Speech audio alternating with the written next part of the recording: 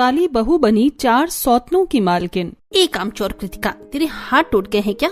ढंग से पैर दबा मेरे। और सलोनी, यहाँ पर इतनी मिट्टी क्यों है? सही से सफाई करो, वरना तुम जानती नहीं हो कि मैं क्या करूँगी। इतने में प्रीति की नजर त्रिशा पर जाती है, जो पोछा लगाते लगाते बैठ गई थी। तभी प्रीति पीछे से त्रिशा को लात मारती है, बाल्टी के साथ गिर पड़ती है। मुझे चोट लग गई। ये तुमने क्या किया? काम ठीक से नहीं करोगी तो यही होगा। अरिया, तुम्हें अलग से कहना पड़ेगा। तुमसे अभी तक झाड़ू लगी नहीं क्या? इस झाड़ू से पीट दूं? नहीं नहीं नहीं मालकिन, प्लीज माना मत, हम कर रही हैं सफाई। इतना डर पहले होता तो तुम चारों सौतनों को आज मेरी नौकरानी नहीं बनना पड़ता। तभी प्रीति जोर से हंटर जमीन पर पटकती है, जिसकी आवाज से चारों सौतने डर जाती हैं। आखिर ऐसा भी क्या हुआ था उस काली बहू के साथ, जो चारों सौतने आज उसकी नौकरानी और वो मालकिन बन गई थी। आइए जानने के लिए कहानी के शुरुआती भाग में चलते हैं। राघव की मां ने काली प्रीति के साथ अपने बेटे का रिश्ता जोड़ा था, इस उम्मीद में कि ज्यादा दहेज मिल जाएगा। लेकिन आखिरी वक्त पर प्रीति के पिता नंद किशोर पैसों का इंतजाम नहीं कर पाते और प्रीति राघव से शादी करके जब घर में आती है और गृह प्रवेश करती है तो अरे माँ, तुम्हारी काली बहू रानी आ गई, जरा उसकी आरती कर दो। और हाँ, दिया घी की बाती का है, नहीं कहीं कपूर का हो, फिर काली भाभी और काली हो जाएगी। बात तो सही है, तो फिक्र मत कर, नॉर्मल घी की बाती है। अरे राघव, दुल्हन तो ऐसी आई है जैसे घर में कालिक पोत दी हो। उफ, ऊपर से दहेज भी ढंग का नहीं। माँ, मैंने कब कहा था कि मुझे ये पसंद है? आपने ही हाँ की थी। माँ जी, रंग तो भगवान देता है, इंसान की नीयत खुद की होती है। ज्यादा जुबान मत चलाओ, वरना मायके भेज दूंगी खाली हाथ। अरे बस करो अंजना, तुम बहू का नहीं अब घर की लक्ष्मी का अपमान कर रही हो, जो बिल्कुल भी ठीक नहीं है। होश में आओ। अरे ओह, ये तो मैंने देख लिया है और मैं पूरे होश में हूँ, समझे तुम? जाओ बहू, तुम ऊपर अपने कमरे में, जो पहले कमरा है वहां जाओ। जी पापा जी। प्रीति कमरे में चली जाती है। पति भी उसके काले चेहरे से ज्यादा खुश नहीं होता। अगले दिन जब उसकी पहली रसोई होती है तो वो खीर बना रही होती है। तब नंद, ओह, तो आज भाभी खीर बना रही है। ध्यान से भाभी, कहीं आपके काले हाथों से काली खीर ना बन जाए। वो क्या है ना, मैंने कभी नहीं खाई है। प्रीति को मन ही मन बहुत बुरा लगता है। वो चुप होकर सुनती है। कुछ देर बाद सब उसकी जब बनाई हुई खीर खाते हैं तो उफ, खीर में चीनी कम है, बिल्कुल भाभी आपकी किस्मत की तरह। मुझे डर लग रहा है कहीं तेरी काली खीर खाकर मुझे कुछ न हो जाएगा। प्रीति बहू, ये तो शक्ल देखते ही गुस्सा आता है, ऊपर से दहेज भी नहीं लाई। क्या कहा था तेरे बाप ने कि वो हमको दहेज दे देंगे, लेकिन तेरा बाप और टाइम पर नाटक कर गया। तेरी जैसी कल्लों से शादी हो गई, कुछ खास दहेज में भी नहीं मिला। पता नहीं मेरे राघव की शादी तुझसे क्यों हुई। माँ जी, आप मुझे खुद पसंद करके लाई हैं, तो अब ये सब क्यों बोल रही हैं? मैं अच्छी नहीं दिखती और दहेज वाली बात भी। अंजना, तुम फिर चालू हो गई। अरे थकती नहीं हो क्या ताना देते देते? तुम क्यों पीछे पीछे अपना पक्ष लेते रहते हो, ये बता दो मुझे। अरे इसके बाप ने ही बोला था कि वो दहेज देंगे, लेकिन देखो मुंह उठाकर बिना दहेज के आ गई। काली बहू दहेज के नाम पर 2-4 कपड़े, 1-2 सोने की चीज दे दी, उसे क्या होता है? कैश तो बिल्कुल भी नहीं दिया ना। अब माँ, तुम चिल्ला चिल्ला कर क्या ही कर लोगी? फालतू में तुम्हारी हालत खराब होगी। दहेज तो मिलने से रहा, मेरे गले और काली बहू मर दी। उसके बाद शाम को खाना बनाते बनाते लाइट चली जाती है। अरे मम्मी, लाइट चली गई, अंधेरा हो गया। मुझे तो आप थोड़ी थोड़ी दिख रही हो, लेकिन काली भाभी तो बिल्कुल गायब हो गई, मिस्टर इंडिया की तरह। अरे जल्दी से मोमबत्ती जला, तेरी भाभी खो जाएगी। ये सुनकर प्रीति को बहुत बुरा लगता है और वो कमरे में चली जाती है। तभी लाइट आ जाती है। क्यों भगवान, क्यों आपने मेरे साथ ऐसा क्यों किया? सोचा था शादी इसलिए हो रही है कि मेरे परिवार वालों ने मुझे दिल से अपना लिया है, लेकिन यहाँ तो मुझे कोई भी खुश नहीं लग रहा, यहाँ तक कि मेरा पति भी। क्या काली सूरत वाले लोगों का इस दुनिया में कोई भी नहीं होता? अरे कोई हो या ना हो बहू, मैं तेरे साथ हूँ। तेरी सास नंद पति जो भी बोलते हैं बोलने दो। शुक्रिया पापा जी कि आप मुझे समझते हैं, वरना मैं इस घर में कैसे रह पाऊंगी। अगले दिन प्रीति कपड़े धोकर सुखाकर घर के बाहर जब झाड़ू लगाती है तब अंजना, अरे तूने सफेद कपड़े धो दिए हैं क्या? हाँ माँ जी। सत्यानाश हो तेरा, कहीं कपड़े काले तो नहीं कर दिए? बस कीजिए माँ जी, बार बार मेरे रंग रूप को लेकर ऐसा मत कहा कीजिए। तुझे नहीं बोलूं तो किसे बोलूं? पड़ोसियों को? पड़ोसन शांति आकर, अरे क्या बात हो गई है अंजना, काली बहू पर क्यों चिल्ला रही हैं? वैसे तो अच्छी है, घर का काम कर रही है। अरे काम तो नौकरानी भी कर लेती है, लेकिन इस महारानी की काली सूरत देखकर दिमाग खराब हो जाता है। पूर्णिमा के दिन भी अमावस कर दे ये तो। अरे अब जो हो गया सो हो गया, बहू तो तू ही लेकर आई है। वैसे प्रीति बहू, तो हल्के रंग के कपड़े पहना कर, ये चटक मटक लाल नीले मत पहना कर, तुझ पर बिल्कुल अच्छा नहीं लगता, फिर तो और काली सी लगती है। बिल्कुल सही कहा आंटी आपने। मैं तो ये बात भी कहने वाली थी कि इनका भैया के पास साइड में खड़ी होती है तो फोटो एडिटिंग की नौबत आ जाती है। तो होगी ही। देख रहे हो ना भगवान, कैसे घर के बाहर मेरा तमाशा बन रहा है और मेरे अपने ही मेरे साथ ऐसा कर रही हैं। एक लड़की जो अपना सब कुछ छोड़कर ससुराल को अपना समझकर आ जाती है, वो खुद यहाँ भी पराया जैसा महसूस करती है। ऐसे वक्त गुजरता है। अंजना अपनी काली बहू को दिन रात कभी दहेज तो कभी उसकी सूरत को देखकर सुनाया करती थी, लेकिन प्रीति तभी भी घर के काम अच्छे से करती थी। ऐसे ही 1.5 साल बीत जाता है। अंजना को अपने पोता पोती के आने का इंतजार होता है। आसपास के मोहल्ले में दादी पोते को साथ देखकर अब उसकी इच्छा भी होती थी, एक दिन कोकिला को अपने पोते के साथ देखकर। अली अली अली मेरा प्याला बच्चा, मेरा सिपाही, राजा बेटा घूमी घूमी कर लेना, अब मैं तुझे नहलाऊंगी, दादी साथ मस्ती करनी है ना। अरे अंजना, तू, तेरी बहू को तो 1.5 साल हो गया है ना, और मेरी बहू को 1 साल। देख, मेरे पास पोता है, तेरा दादी मानने का नहीं है, या वो तुझे दादी नहीं बनाना चाहती? अरे ऐसा कुछ नहीं है, मैंने तो एक्सेप्ट कर लिया कि उसे काली के बच्चों को खिला लूंगी मैं, लेकिन करे तो सही, आखिर होगा तो मेरे बेटे का ही अंश। अच्छा मुझे काम है, मैं चलती हूँ। ये कहकर अंजना घर के अंदर आ जाती है और प्रीति तवे पर रोटी डाल रही थी कि अंजना उसके हाथ पर हाथ रख देती है, जिससे तवे से प्रीति का हाथ जल जाता है। माँ जी, ये आपने क्या किया, मेरा हाथ जल गया। तेरा तो सिर्फ हाथ जला है, और जो तू मेरा दिल जला रही है उसका क्या? कब मुझे दादी बनाएगी, या फिर तू बांझ है ये बता दे। कितने आस पड़ोस के लोग मुझे ताना मारते हैं, अब तो मुझे यहाँ पर भी सुनवाना चाहती है। वैसे भी दहेज नहीं लाई। कितना टाइम हो गया माँ जी, लेकिन आप इस बात में लड़की है, और आपका बेटा मुझे टाइम ही कितना देता है जो मैं आपको दादी बनाऊं। ठीक से तो मेरे से बात तक नहीं करते, इसमें भी मेरी गलती है क्या? चल तू हॉस्पिटल चल, चेकअप करवाने, जरूर तेरे में ही कोई खराबी होगी। अंजना जबरदस्ती उसे अस्पताल ले जाती है। गैस पर रोटी जलती रहती है। वो तो शंकर देख लेता है तो गैस बंद कर देता है और अपनी बेबी को रोक नहीं पाता। जब कुछ देर बाद अंजना को डॉक्टर से रिपोर्ट मिलती है, बहू बाहर होती है। इसका मतलब डॉक्टर, मेरी बहू ठीक है? अगर मैंने उस कल्लो को ये रिपोर्ट दिखा दी तो सर पर चढ़ जाएगी। मैं छोटी रिपोर्ट बनवा देती हूँ डॉक्टर से, ताकि इस घर में एक बहू और आ जाएगी और फिर मुझे दूसरा दहेज भी मिल जाएगा, और गोरा पोता पोती भी। डॉक्टर साहब प्लीज आपके पैसे ले लीजिए, किसी को बताना मत, और झूठी रिपोर्ट बना कर दे दीजिए। ठीक है, आपका काम हो जाएगा। अंजना झूठी रिपोर्ट बनवाकर प्रीति को घर ले जाती है। तब शंकर, अंजना ये क्या हरकत है, तुम बहू को ऐसे क्यों ले गई थी? कहाँ से आ रहे हो तुम लोग? इस कलमुही ने हमारे सारे सपने तोड़ दिए। अरे तुम्हारी काली बहू बांझ निकली, बांझ।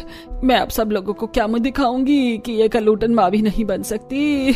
मेरा वंश आगे कैसे बढ़ेगा? क्या? ऐसा नहीं हो सकता। ऐसा ही हुआ है। मेरी किस्मत इतनी खराब कैसे हो सकती है? कैसे?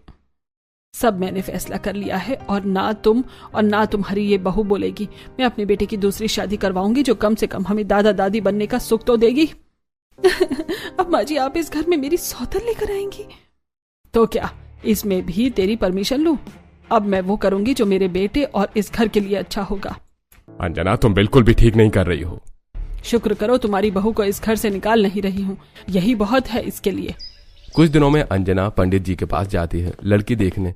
जब पंडित अंजना को फोटो दिखा रहा होता है तो एक लड़की अंजना के पीछे से इशारे करके पंडित को बुलाती है। तब पंडित उठकर चला जाता है। अरे कौन हो बेटी तुम, और तुमने मुझे यहाँ क्यों बुलाया है?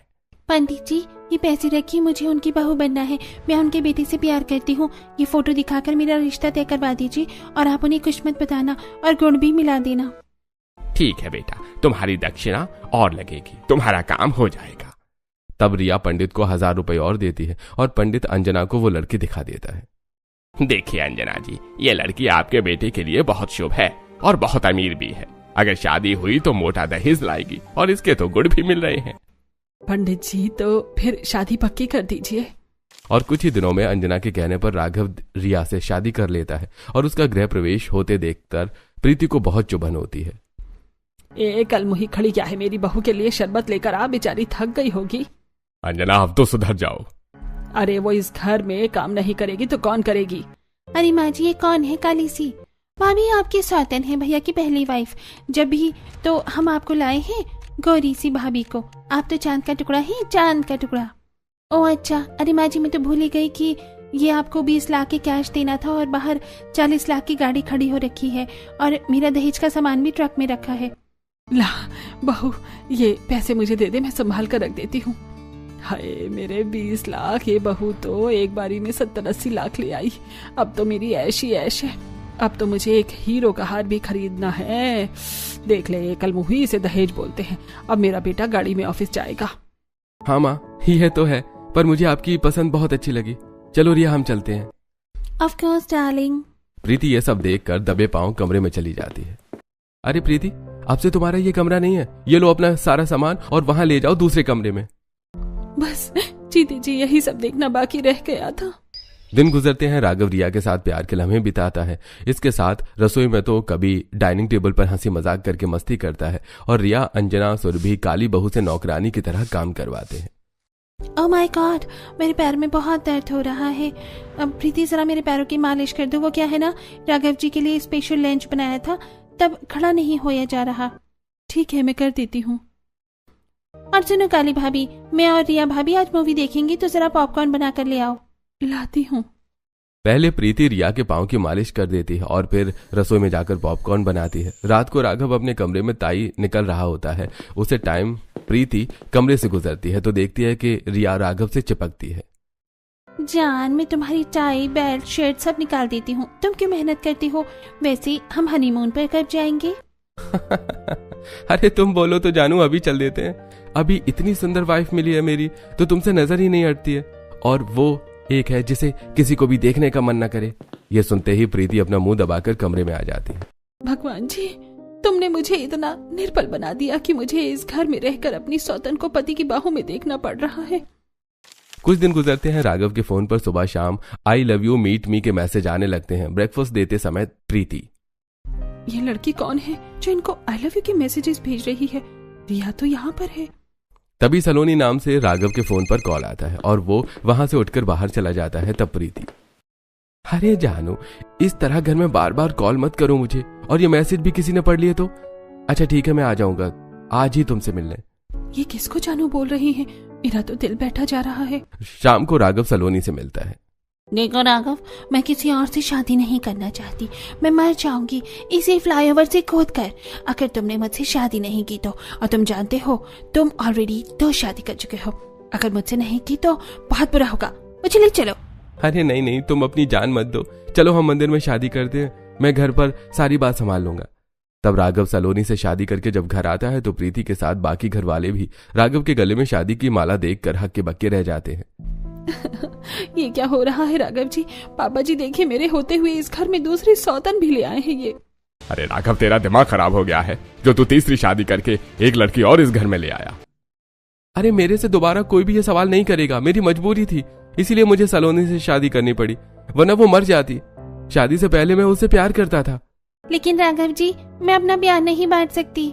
चिंता मत करो रिया, तुम्हें तुम्हारे हिस्से का प्यार जरूर मिलेगा। मुझे समझने की कोशिश करो। बहू, तू कुछ दहेज भी लाई है या यूं ही शादी करके आ गई? अरे मैं तो मजाक कर रही हूँ। माँ जी, ये मेरी डायमंड की ज्वेलरी, रिंग, नेकलेस आप सब ले लीजिए। ये सब कुछ 2 करोड़ का तो होगा ही। है सच में? ला बेटा, मैं ये संभाल कर रख दूं अपने लॉकर में। जी माँ जी। समझ नहीं आता मेरे बेटे की बुद्धि भ्रष्ट हुई है या मेरी पत्नी की। इसका तो लालच खत्म ही नहीं हो रहा है। ये कहकर शंकर अपने कमरे में चला जाता है। अगले दिन सलोनी पहली रसोई का खाना बनाकर खिलाती है। तब खाने में नमक मिर्च ऊपर नीचे होता है। इसके बावजूद भी सास और नंद तारीफ करते हैं। अरे मुझे तो ये बिल्कुल अच्छा नहीं लग रहा। अंजना, तुम कैसे खा रही हो? अरे कोई बात नहीं बहू, घबरा रही होगी खाना बनाने में। खा लेती हूँ, इतना बुरा खाना भी नहीं बना। अगर प्रीति बहू इसके सामने अच्छा खाना भी बनाकर रख दे तब इससे एक चुटकी नमक भी ठूसा नहीं जाएगा। वहीं राघव ऑफिस में होता है तो 2 नई इंटर्न आई होती हैं जो कि बहुत ज्यादा रिवीलिंग कपड़े पहने हुए थी। उसे देखकर राघव को भी अपनी नजरें ठीक करनी पड़ती हैं। हाँ तो मिस कृतिका, त्रिशा, आप दोनों नहीं है? अगर आपको कुछ भी किसी भी काम की प्रॉब्लम आए तो आप हेल्प ले लेना।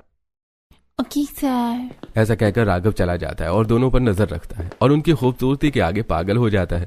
तो बार बार हेल्प करने के लिए पहुंच जाता है, फिर उन्हें परेशान देखकर, क्या हुआ वैसे? आप दोनों सुबह से कुछ ठीक नहीं लग रही हैं। वो सर, हमें रहने की जगह की टेंशन है। हमें नए शहर में आए हुए महज 1 हफ्ता ही हुआ है, लेकिन जहाँ हम रह रहे थे उन्होंने हमसे खाली करवा दिया। हमें पता भी नहीं है कि हमें कहाँ जाना है। इस ऑफिस का रास्ता भी ठीक से याद नहीं हुआ। हाँ सर, हमें यहाँ रहने में बहुत डर लग रहा है। किसी को जानते नहीं और शुरू से ही बड़े परिवार में रहे हैं, और किसी ऐसे वैसे होटल में चले जाएंगे तो कुछ होने का भी डर है। अरे तुम्हें मेरे होते होते कहीं और क्यों जाना है? मेरा मतलब है मैं तुम्हारा बॉस हूँ। मेरे घर में बहुत लोग रहते हैं। तुम of course normal comfortable feel करोगी, और हाँ, तुम्हें ऑफिस आने जाने में भी तकलीफ नहीं होगी। मेरे साथ ही आ जाना, काम भी साथ में कर लोगे। सच में सर, ऐसा हो सकता है क्या? हाँ सर, बताइए ना, आपकी फैमिली में तो किसी को प्रॉब्लम नहीं होगी ना? बस जैसे ही हमें हमारा ठिकाना मिल जाएगा हम चले जाएंगे 1 महीने में। हाँ हाँ हाँ बिल्कुल, मैं लड़कियों की बहुत इज्जत करता हूँ, और आप कहीं भटके ये अच्छी बात थोड़े ना है। ओहो, इतनी हॉट लड़की अब मेरे घर में रहेंगी तो मेरा तो मेरी दोनों बीवियों से मन हट जाएगा। बेवकूफ, जानता नहीं है ये हमें नहीं फंसा रहा, हम इसे फंसा रहे हैं। मर्दों की सोच कहाँ तक जा सकती है ये बात हर लड़की जानती है। शाम को घर आते वक्त राघव दहेज की गाड़ी में दोनों लड़कियों को बिठाकर घर ले आता है। जब घर वाले 2 लड़कियों को घर में देखते हैं तो, अरे राघव जी, ये दोनों लड़कियां कौन है? अरे ये दोनों किसी दूसरे शहर से मेरे ऑफिस में नई काम करने के लिए आई हैं। इन्हें आसपास कुछ पता नहीं है, लेकिन माहौल तो आप लोग समझते ही हैं, इसलिए कुछ टाइम के लिए यहाँ रह रही हैं। जैसे इन्हें ढंग का रूम मिल जाएगा यहाँ से चली जाएंगी। बेटा, ये लड़कियां कैसे कपड़ों में रहती हैं? तू अच्छा काम कर रहा है राघव, लेकिन ये घर कोई आश्रम नहीं है। अरे पापा, आप कभी तो अच्छा सोचा करो। पता नहीं अब और क्या क्या देखने को बचा है इस घर में। एक तो मेरे को चक्कर आ रहे हैं, सुबह से काम भी नहीं कर पा रही हूँ, कॉफी पीकर बैठ जाती हूँ। प्रीति जैसे ही जाती है अंजना उसे रोक लेती है। ए प्रीति की बच्ची जा रही है, इन दोनों लड़कियों का कमरा तैयार कर और इन्हें खाना पानी लाकर दे। जी माँ जी। प्रीति, तुम इनका कमरा तैयार करके मेरे लिए मार्केट से मोमोज लेकर आना, मेरा वो खाने का मन है। ठीक है। बेचारी की तबीयत बिल्कुल भी ठीक नहीं होती, फिर भी प्रीति उन दोनों लड़की के लिए कमरा साफ करती है, ब्लैंकेट वहां रखती है और दोबारा से खाना बनाती है और सबको डाइनिंग टेबल पर परोस देती है। फिर सलोनी के दोबारा कहने पर घर से बाहर जाकर मोमोज लेकर आती है। अब आई हो, डिनर कर लिया है? तुमसे कब का बोला था, समझ में नहीं आता, कुछ काम ठीक से करना नहीं आता, इसलिए तो राघव तुमसे दूर भागता है। अरे बहू, इस चुड़ैल से कुछ मत बोला कर तू। इसे आंटी जी आप बहुत अच्छी, इस उम्र में भी काफी यंग दिखती हैं। हाँ, इतनी यंग तुम मेरी खुद की दादी नहीं है, उनके बाल सफेद हो चुके हैं, लेकिन आप तो देखो एकदम माधुरी दीक्षित दिखती हो। सच बेटा? हाँ आंटी, हम दोनों आपसे मजाक थोड़ी कर रहे हैं। फिर दोनों कमरे में जाकर सो जाती हैं। अगले दिन कृतिका को मक्खन लगाती है जिसके साथ एक्सरसाइज करती है। वहीं शेर टॉवल में नहाकर निकलती है। तब राघव की नजर उस पर पड़ जाती है। ओह, यू आर लुकिंग गॉर्जियस। ऐसी सर? नो, मेरा मतलब वो नहीं था। तभी त्रिशा का पैर फिसलता है और राघव उसे संभाल लेता है। इस वक्त वो मंजर प्रीति का दिल छलनी हो जाता है। वैसे अगर मैं आपको पसंद हूँ तो हम एक्स्ट्रा मैरिटल अफेयर भी चला सकते हैं, किसी को पता भी नहीं चलेगा। ठीक है, ये भी सही है। राघव 3 शादी करने के बाद भी इतना गिर जाएंगे, ये मैंने कभी सोच भी नहीं सकती थी। लगता है इस घर में मेरी सौतन आती ही रहेंगी और शायद मैं यूं ही रोती रहूंगी। इतना ही नहीं, इसके प्रीति रोज रोज ये देखती है कि वो दोनों लड़कियों से राघव किस तरह हंसकर बात कर रहा है। कभी टेबल के नीचे पर टच करते हुए देख लेती है तो कभी कृतिका को राघव के साथ छत पर रोमांस करते हुए देखती है। एक दिन कृतिका त्रिशा अंजना के पैर दबाते हुए, आंटी आपकी सेवा करती है तो ऐसे लगता है अपने माँ बाप की सेवा कर रही है। कैसे आंटी, हमारे सिर बहुत बड़ी बिजनेसमैन है ना, उन्होंने तो इतना बिजनेस करके करोड़ों जमा कर लिया होगा। अरे मेरा बेटा तो पैदा ही राजकुमार की तरह हुआ था, बिना बिजनेस किया था। वो भी 30 करोड़ की पुश्तैनी जमीन का मालिक है जो उसके दादा परदादा की है। सच में आंटी, हमारे सिर का दिल जितना बड़ा है उतनी ही बड़ी उनकी प्रॉपर्टी भी है। ये तो है बेटा। आंटी हम थक चुके हैं, क्या आप हमारे लिए किसी से मैंगो जूस मंगवा देंगी? अरे हाँ, हमारे घर में काली नौकरानी है ना, वो कर देगी। कर लो प्रीति, जरा 2 मैंगो जूस लेकर आ त्रिशा कृतिका के लिए। तब प्रीति इन दोनों को मैंगो जूस लाकर देती है। मैंने तो एक ही जन्म में अपने पति की 4 सौतन की सेवा कर ली। बहुत अच्छा भगवान जी, पता नहीं कि कलम से आपने मेरी किस्मत लिखी है। जूस देने के बाद प्रीति को उल्टी आ जाती है तो वो हॉस्पिटल जाती है जहाँ डॉक्टर उसे बताता है। अरे आप कुछ ठीक से खाती पीती नहीं है क्या प्रेगनेंसी में? अभी क्या हो डॉक्टर, मैं प्रेग्नेंट कैसे हो सकती हूँ, मैं तो 5 थी। आपको किसी ने गलत बताया होगा। आप अपनी रिपोर्ट्स को देख लीजिए, आप 2 मंथ्स की प्रेग्नेंट हैं।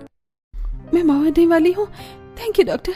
इसका मतलब माँ जी ने मुझसे झूठ बोला, पर मैं ये बात किसी को नहीं बताऊंगी। प्रीति के दिल में खुशी के साथ साथ सास के प्रति गुस्सा भी था। वो घर लौट ही रही थी कि पास के गुजरने कैसे से उसका कुछ पीने का मन होता है, जहां वो चारों लड़कियों को हाई फाई करते हुए देख लेती है तो उसी वक्त रिकॉर्डिंग शुरू कर देती है। अरे पूरी फैमिली कितनी पागल है, किसी को पता ही नहीं चला कि हम चारों पहले से ही मिले हुए हैं। लोगों को ठगने का हमारा एक गैंग है।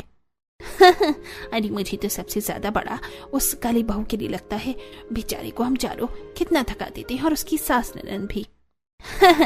बस थोड़े दिन की बात है, फिर हम चारों किसी न किसी तरीके से राघव की प्रॉपर्टी के लिए उसे फंसा लेंगे और उसकी 30 करोड़ की जमीन लेकर फरार होंगे। और बुढ़िया तो इतनी पागल है, हम जो भी बोल दें वो सब सच मानती है।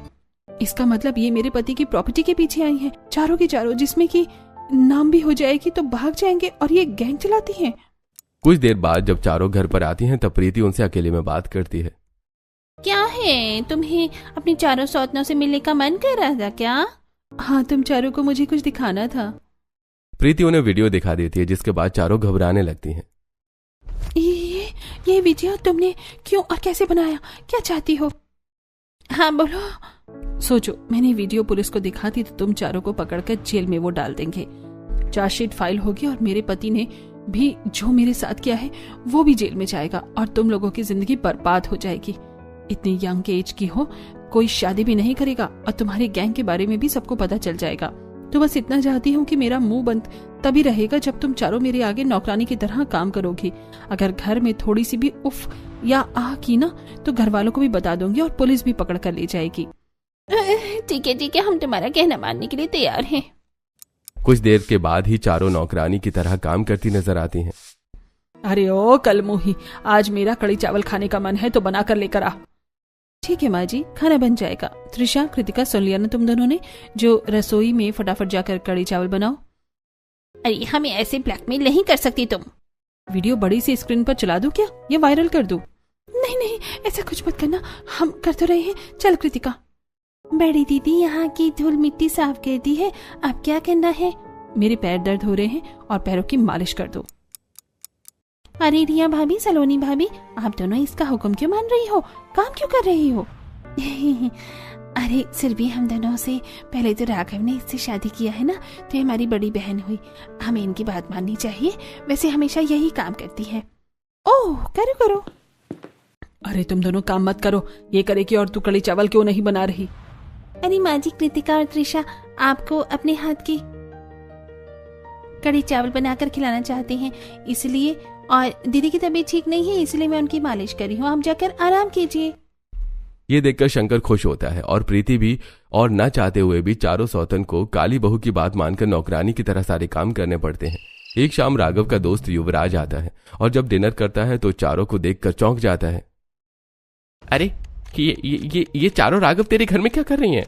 अरे तू तो ऐसे घबरा रहे जैसे पता नहीं भूत देख लिया हो। अरे भूत नहीं, चुड़ैल हैं ये चारों की चारों। चुड़ैल एक नंबर की। इन चारों ने मुझे फ्रॉड किया है। मेरी लाइफ में अलग अलग आइडेंटिटी से आकर मेरे बैंक से किस किस तरीके से पैसे निकलवाए हैं और मुझे पूरा कंगाल करके चली गई। पुलिस इनके पीछे अभी भी है। क्या? अरे ऐसा नहीं हो सकता, ये चारों एक दूसरे को नहीं जानती। अरे ये चारों मिली हुई हैं, एक दूसरे को जानती हैं, एक गैंग चलाती हैं, पैसे लूटने का, अमीर लड़कों को फंसाती हैं और ये तुम्हारे घर में रह रही हैं। इसका मतलब इन्होंने जरूर कुछ किया है। पकड़ो इन्हें, मैं तो अभी पुलिस को बुला रहा हूँ। नहीं, पुलिस को मत बुलाओ। रिया, त्रिशा, कृतिका, चल भाग। ये सब क्या देखना पड़ रहा है? चारों जैसे मेन दरवाजे से भागते हैं तो प्रीति दरवाजा बंद कर देती है और पुलिस को कॉल कर लेती है। यहाँ से भागने की कोशिश मत करना, मैं घर को चारों तरफ से बंद कर चुकी हूँ और पुलिस बाहर ही खड़ी है। झूठ बोल तो दिया, इतनी देर में तो पुलिस आने वाली ही होगी। पर ये यहाँ पर आई क्यों थी? तुम्हारे भाई की 30 करोड़ की जमीन को हथियाने के लिए। What? नहीं, ऐसा नहीं हो सकता। रिया बहू को तो मैं अपनी पसंद से लेकर आई हूँ और इसने मुझे दहेज भी दिया है और दूसरी बहू ने मुझे डायमंड के सेट। गुड़िया, तेरा दिमाग खराब है। जो हम तुझे 20 लाख की गाड़ी और 20 लाख कैश दे देंगे, सब नकली है। खोल कर नहीं देखी क्या अभी तक? अब पकड़ में आ ही गए हैं तो सच सुन ले बुढ़िया, वो बेबी ज्वेलरी असली नहीं है, सब नकली है। बड़ा है डायमंड लेने वाली। नहीं, ऐसा नहीं हो सकता। कोई मुझे चूना नहीं लगा सकता। तभी अंजना भागकर लॉकर में से सामान निकालती है जहां नकली नोट और आर्टिफिशियल ज्वेलरी थी। बाहर आकर अपना सिर पीटती है। अरे बेटा, इन चारों ने तो सच में मुझे पागल बना दिया। क्योंकि बढ़िया तुम पागल ही है, बाद अपने आप को जवान समझ रही है अधेड़ उम्र में। अरे जुबान संभाल के बात करो, मेरी माँ से लालची लोग। दूध के धुले तो आप भी नहीं है ना। आपकी माँ अपने इन चारों लड़कियों का खूब फायदा उठाया है, और माँ जी आपने तो मेरी नकली रिपोर्ट ही बनवा दी। क्या लगा था आपको मुझे पता नहीं चलेगा? मैं उस डॉक्टर से पहले ही मिलकर आ चुकी हूँ। और उस डॉक्टर ने हमें सब कुछ सच बता दिया है। पता नहीं अंजना तुम इतना कैसे गिर सकती हो। इतने में पुलिस घर पर आ जाती है और चारों लड़कियों को पकड़ लेती है। आखिर 6 महीने से जिसकी तलाश थी वो चारों लड़कियां पकड़ में आ ही चुकी हैं। पता नहीं आज तक कितनों को लूटा है इन्होंने। इंस्पेक्टर साहब, ये चारों यहाँ से कुछ नहीं लूट पाई हैं। लेकिन फिर इन्होंने मुझे कंगाल बना दिया, मेरा करोड़ों का पैसा खाकर। आप इन्हें कड़ी से कड़ी सजा दीजिए, इनकी वजह से मैं रोड पर आ गया हूँ। डोंट वरी, हम इनकी खातिरदारी अच्छे से जेल में करेंगे। झूठी, तुमने हमसे झूठ बोला था। तुमने कहा था पुलिस वालों को तुम नहीं बुलाओगी। अब क्या दुनिया में तुम्हारे साथ ही शराफत करने को बची है? पैसों के साथ ऐसे ही होता है। पुलिस जाते जाते इनका इस सबूत देख लीजिए और ये ले लीजिए। प्रीति टीवी पर उनकी रिकॉर्डिंग चला देती है। मुझे तो यकीन नहीं हो रहा, ये चारों पहले से प्लानिंग कर रही थी। इंस्पेक्टर साहब ले जाइए इन्हें यहाँ से। तब पुलिस उन चारों को ले जाती है। इसी के बाद प्रीति बेहोश हो जाती है। तब डॉक्टर आकर कहते हैं, कैसे लोग हैं आप? प्रेगनेंसी में आपको इनका ख्याल ठीक से रखना चाहिए, लेकिन ये इतनी कमजोर है, इनका स्ट्रेस लेवल इतना बढ़ा हुआ है कि पूछो मत। अरे बताओ, मेरा ख्याल रखने पर भी ये लड़की ठीक से खा पी नहीं रही थी। पापा, आपको इसके बारे में पता था? हाँ, थोड़े समय पहले ही मुझे पता चला था। जब बहू को पता चला, तेरी माँ ने तो तेरी जिंदगी नरक बनाने में कोई कसर नहीं छोड़ी। लालची ही इतनी है। जिस बहू ने इस घर को संभाल कर अपने गर्भवती के समय भी चारों नकली सौतनों की सेवा करी, उसे क्या मिला? तुम सबसे नफरत? अरे ऐसी बहू कहीं नहीं मिलेगी। दिया लेकर भी ढूंढोगे। तुझे कदर होनी चाहिए। मेरे बहू के नए नक्श अच्छे हैं, सूरत थोड़ी सी सांवली है तो क्या हुआ, दिल की तो अच्छी है। इन चारों गोरी लड़कियों को देखकर तो समझ ही आ गया होगा कि इनके दिल में कितना मैल भरा है। तेरे लिए, प्रॉपर्टी के लिए, हो सके तो अपनी जिंदगी संवार ले। बहू से माफी मांग, तेरा बच्चा आने वाला है, उसका ख्याल रख। उस लड़की ने तेरे लिए क्या क्या नहीं सहा है। रहने दीजिए पापा जी, इन्होंने मुझे धोखा दिया है। इनकी बेवफाई भी सह गई मैं, और कुछ नहीं सह सकती। प्लीज प्रीति, मुझे माफ कर दो। मुझे एक मौका और दे दो। मैं समझ चुका हूँ कि तुमसे अच्छा इस दुनिया में कोई और मेरी पत्नी नहीं हो सकती, और तुम्हारे साथ, अपने बच्चों के साथ एक नई लाइफ की शुरुआत करना चाहता हूँ। प्लीज प्रीति, मुझे माफ कर दो। अरे इससे माफी क्यों मांग रहा है? अरे माँ, आप तो चुप ही हो जाओ। थोड़ी बहुत आग तो आपने भी लगाई है हमारी जिंदगी में। अगर आप शादी नहीं करवाती तो मेरी दूसरी शादी भी नहीं होती। ये सब कुछ आपकी करामात है। अब मैं कुछ ठीक कर रहा हूँ तो मेरा पैर मत खींचो। अंजना, मेरा बेटा पहली बार कुछ ठीक कर रहा है, पीछे रहो। इस मामले से शर्म भी नहीं आती तुम्हें मेरी बहू की जिंदगी बर्बाद करते हुए। अमीर गरीब काला गोरा कुछ नहीं होता। जहां इंसान का दिल अच्छा हो वही इंसान ठीक है। अपने अंदर का गंदा मैल तुम भी निकाल दो और बहू को स्वीकार करो। ठीक बोल रहे हैं। अब मेरी बहू के बच्चा होने वाला है, मुझे और जहर नहीं घोलना चाहिए। बहू, मैं तेरे आगे हाथ जोड़कर माफी मांगती हूँ। हो सके तो मुझे माफ कर दे। प्लीज प्रीति, मुझे माफ कर दो। ठीक है, मैं आप सबको एक और मौका देने के लिए तैयार हूँ। मैंने आप दोनों को माफ किया। इस तरह प्रीति उन दोनों को माफ कर देती है, जिसके बाद अंजना और बाकी सब घर वाले काली बहू का ख्याल रखते हैं और उसे टॉर्चर करना भी बंद कर देते हैं। कुछ टाइम बाद उनके घर में एक प्यारा सा बेटा जन्म लेता है और सब खुशी खुशी रहने लगते हैं।